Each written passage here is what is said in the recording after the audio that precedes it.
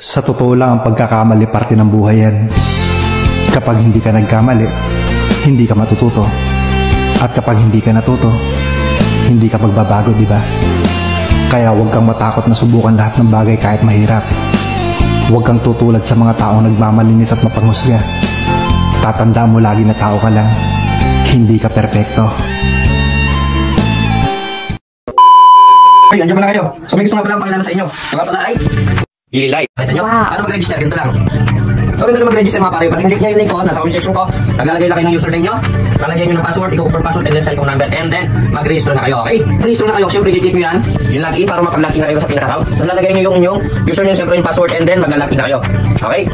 Yun, so nakapag-register na kayo, dapat login na kayo sa account. So ito yung mga login natin na parang hindi ayan, mayroong slot. Ayan, parang niya pagpipilian. Ayan, no? So siyempre, lalagay natin yung natin na itong fortune game, mga pre. So ayan, okay? Okay, so ito na yung game na gagawin natin, yung fortune games mga pre. So syempre magbebet lang tayo 3 pesos, tapos pwede natin i-manual yan, okay? Then pwede natin automatic, ito yung automatic, okay? So yan, oh, boom, panalo ko dyan, 25 pesos, diba? Napakalupit, 25 pesos, panalo ko dyan, okay? So ayun mga pare ko, so ganito lang maglaro sa GD Live, kaya sa mga gusto maglaro, gusto manalo, syempre mag-click lang yung link natin sa comment section, pati mag-join na rin kayo sa Motor Fans Club, okay? Kaya lagay po sa comment section ko, so hanggang dito na lang, okay, GD Live, let's go, bye!